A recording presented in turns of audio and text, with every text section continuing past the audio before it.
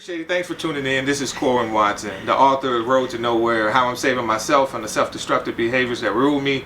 And I want to do, a friend of mine, LaTanya, you know her as Latasha on Facebook. Anyway, we want to do a quick reactionary video to a video that she sent me.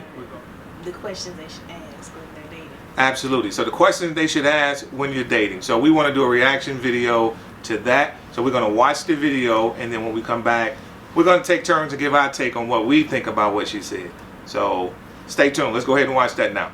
So I saw this TikTok earlier of this lady explaining why women don't like the question, what do you bring to the table? And I liked it. So I posted it on my story on Instagram. And this guy comments back and he's basically like, yeah, I mean, what we're attracted to initially is your looks. So you're going to have to prove to us further what you bring to the table. It's a valid question. Not you missing the whole point of the video, sir. If you want to know what I bring to the table, what you're basically asking me is, why should I date you? Which is a rude question within itself, because if you can't figure out for yourself why you would date me, don't date me. So here's my analogy. If I'm throwing a party and I don't want to provide everything at the party, then I'm going to reach out to everybody who's invited and be like, what are you bringing? But if I throw a party and I'm not worried about what people are bringing, I just want people's presence at my party, and whatever they bring within themselves, all of their qualities, all of their everything, their essence, their conversation, whatever it is that that person brings that makes me want them at my party, I'm simply going to invite them to the party. And if they bring something, that's great. If they don't, I didn't need them to anyway, because I already have everything I need. So I say all of that to say, only a man who is missing things at his table is going to be worried about what you can bring to it. A man who is not missing things at his table is simply going to date you, get to know you, and figure out your value in his life for himself. Do your due diligence, sir. Don't be lazy. Date me and figure out what I can bring to your table. Don't ask me. This isn't a job interview. Well, there it is. What she said, and what she said is what she said it. She said what she said. So, what are your thoughts on that? Well, why do I have to go first? Good thing the power of editing. Because if we was live, well, I gotta go first. You're like, what? I want your opinion to be unaltered, unmolested. So, when I first saw the video, I did not agree. Okay. When I first saw the video, I was just like, I didn't think it was a rude question at all, you know. Mm-hmm. And I also thought that it's women out there, this was my initial thought, that women out there ask questions of the same, you know, the same type of questions. You know what I'm saying? Like, women can ask questions that are rude to men. I mean, the first thing I thought about was the whole marriage thing. A lot of women want to throw out, do you want to be married? Are you going to be married? You know, what are your plans for marriage? You know, have you been married? You know, things like that. Like, and they ask those questions. And sometimes men be like, whoa, slow down. You know what I'm saying? Like, I don't, you know, let me get to know you first. You know what I'm saying? And that could be rude to some women. A lot of women want to know how much the man makes, you know, up front. You know, they want to know that. They want to know where you work. And just because where you work don't mean you make a lot of money, you know. So women want to know that, and that could be rude to guys, you know. But when I first listened to it, I was just like, and then when she said something about, you know, her analogy, I did not agree with the analogy, because I'm just thinking, like, if you have everything at your table, you don't need nobody at your table. You don't need nobody at your table. And if he had everything at his table, he don't need to date you. He don't even need to get to know you. And he has everything at his table, so he does not need you. So apparently nobody has everything at their table. We all are looking for someone to put things with our table, and we can put things or take stuff off the table and put something else. You know what I'm saying? I mean, so I just didn't necessarily. I didn't necessarily agree with that. You know, I mean, I feel like, me personally, I've never had anybody to ask me, what do you bring to the table? Like, I've heard people say stuff like that, but I've never actually experienced it. Like, I've never even known for somebody to say, hey, I just asked this girl what all she brings to the, like, I've never had that before. Like, and I've never had anybody ask me, and I've never asked anybody. So I don't, you know, so, but again, I'm one of those different type of people that a lot of things don't really offend me. So but I didn't think it was a bad question to ask. Okay. I think you got to know things, and I also think that there are a lot of men out there that have a lot more at stake that would want to ask those questions. So I disagree with her as well when she said men that have things missing at their table, which all men do and all women do. You know, that the men that have something missing are mainly the ones that are like, what do you bring? No, I think it's more the men who have bigger things that are at stake than want, because they want to know, like, this is what I bring. I know what I bring. I need to know if you're going to be an asset or a liability. No, that's not a bad take. I can agree with 90% of what you said. Vehemently, I wasn't opposed to her position. First and foremost, I say this all the time. Men need to know exactly what they want, right? And so I don't think, so I think it's two different issues, right? You can know what you want without having to ask that question, what do you bring to the table? So that's pretty much what I really object to, because at the end of the day, we're talking about a human being. A grocery item, this isn't, she's correct, this is not a job interview in that sense. I mean, just a little bit. it's not a job that, because we're talking about a it's partnership. An interview, It is an interview, but I guess what I'm saying is this: it's the language, right? It's you know, because language has meaning, and it starts to define people and objectify people and put them in boxes that we don't necessarily need to put them in. So I have no issue with a man who has something or don't have something, or vice versa, saying, interviewing, going through that process, and finding out about the person. So I guess what I'm, you know, another way of putting it is this: I feel like I have enough life experience and have gone through this enough that if I'm questioning you, I already know what I need to know. And so I don't necessarily have to ask you what you bring to the table, right? Because I'm going to ask the right questions that's going to give me the answers that I need to know. You know what I mean? So I don't have to make you feel less than by asking you the question. So that's the only part that I have an issue with, is that, you know, because now this is like a cultural thing now. We make this a social, because that wasn't the issue before. Now it's a norm now to say, what do you bring to the table? But how am I even like disrespecting you or making you feel some type of way by asking you that question? And it's wrong. That's my point. It's that you can ask a lot of questions, but language has meaning. So now I'm saying something to you to you know, make you feel less than. It's not necessary, because if I'm talking to you, I'm telling you, I can talk to a woman, and I can tell a woman who has a father in her life who doesn't. Within the first few minutes, I can determine that. I can also determine where your headspace is, because I'm gonna ask the question that's gonna force you to, you know, either lie about it or be a little short with me, and now I can dig further into it. I think that it's what's the word that you use when you say it's demeaning to them? It has meaning. It's demeaning. Yes, it is. It can be to some people. It can be. To some people, they can't answer it. I disagree. I disagree. Because some people can answer it. I think a lot of women have been conditioned, and because not all women miss, you know what I'm saying? Like, not all women, you know. But in my opinion, a lot of women have been conditioned to think that materialistic things or certain accomplishments is what a man is looking for you to say that you bring to the table, and that's not it. I don't care about that. You know what I'm saying?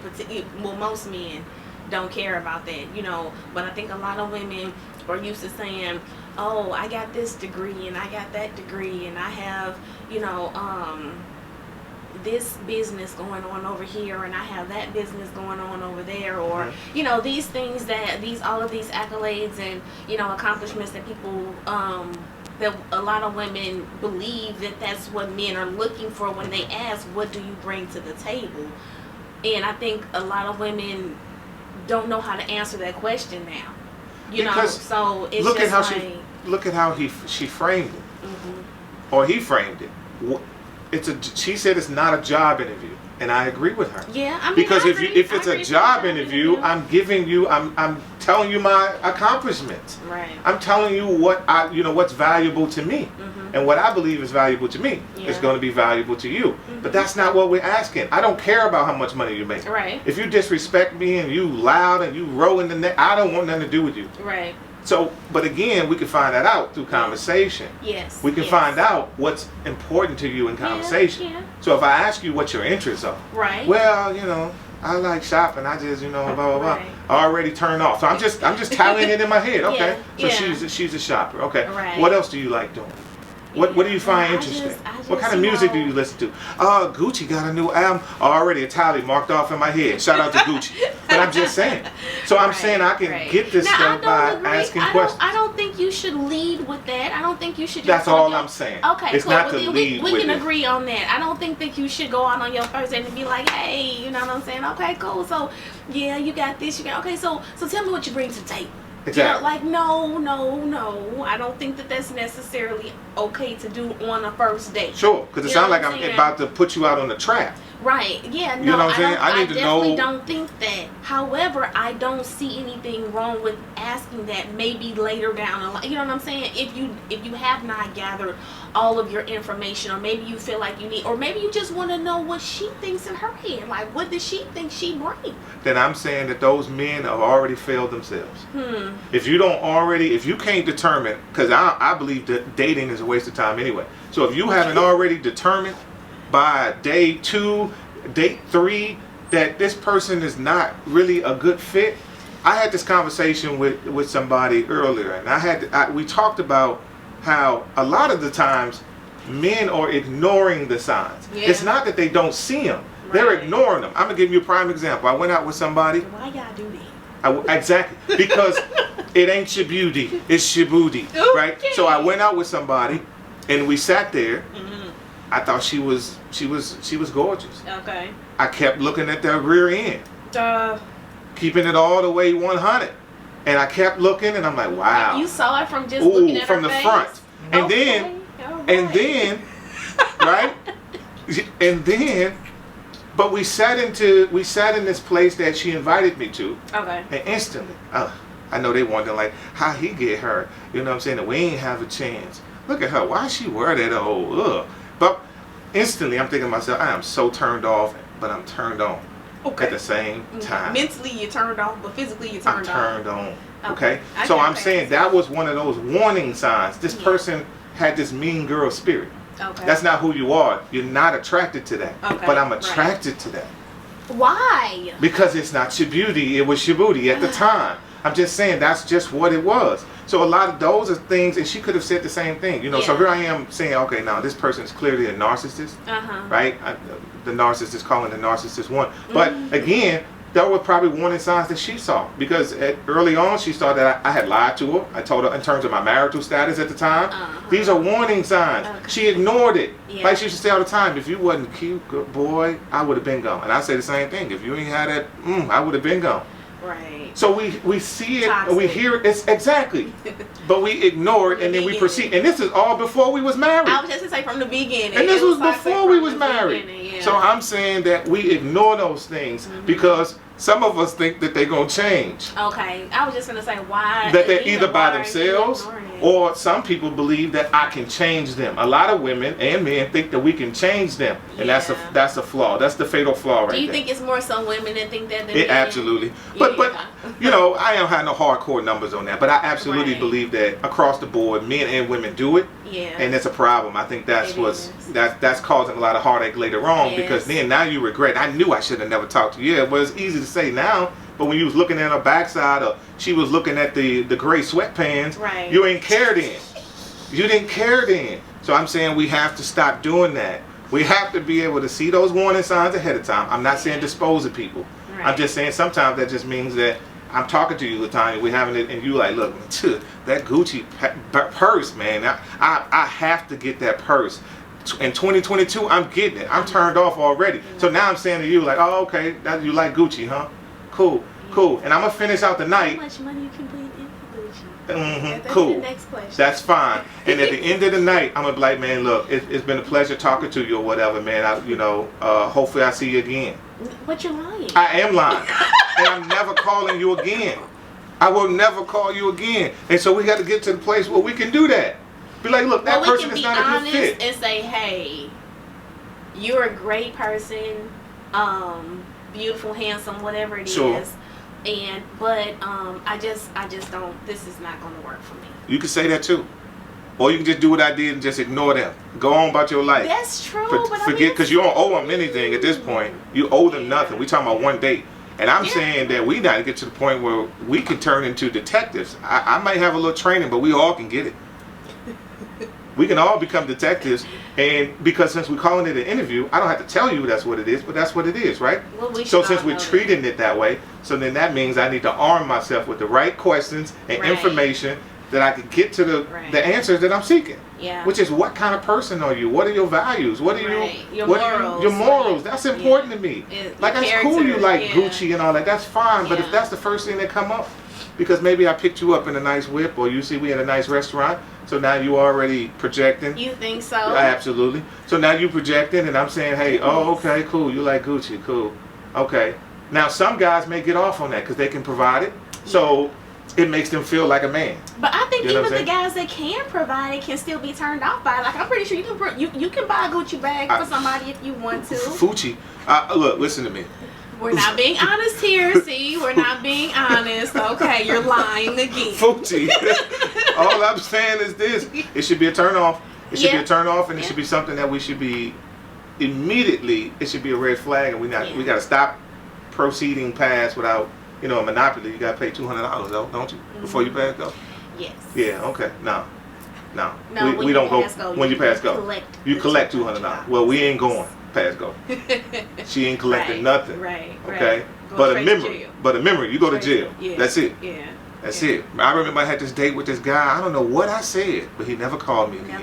That's me. I think they be knowing. That's me. I think they kind of can, No, but they never pinpoint. I always say, like, you know how you can have conflict with a person? And then when they leave, you think that maybe they'll understand why I didn't talk to them no more, I don't deal with them. Yeah. But they'll have some old weird maladaptive reason, just off the wall. You know what I'm saying? They never really understood what it was unless you tell them. Yeah. So, absolutely, I think in that case, she'll never know. He or she will never know why you didn't call her. They'll never associate the fact that I was focusing on Gucci. Yeah. It depends on how far left it's gone. How far I feel she's off the rocker. Yeah, I might not say, like, I ain't giving her. She gets nothing else. Yeah. They don't know. They ain't about to change. I'm just saying it ain't well, about. They ain't. No, cut it out. Yeah, I know. I get it. If you be honest with them, then they might have some time to self-reflect about that date and say, oh man, I can't. Maybe I did come off such and such way, right? And then they can correct it. Yeah. Well, tell me how to go. But if you don't tell them, you don't tell them. But I think I understand what Corwin is saying. I think that he's basically saying that, okay, like, some people, you can kind of see through them and know that they ain't gonna care if you say what you gotta say. They're not. That's gonna all care. I'm saying. And you can. And you can pick up that vibe. Pick that. You can pick it up. You can pick it up. But I also agree with you too, like where you should let somebody know and the reason why you should let them know because maybe they have had a few other failed dates with some potential guys that they really liked. And they did not call them back, and they may not know why. And you could be the one to say, "Hey, this is why I don't," you know what I'm saying, or I didn't wanna, I had to do that to somebody. Like I went out on a date with them, and they came to the date. I mean, and it was just like you didn't care how you looked. You know, and it was, and don't get me wrong, we weren't going to no fancy restaurant or anything like that. We were just pretty much hanging out. But the first impression is, you know. Right. No, I understand.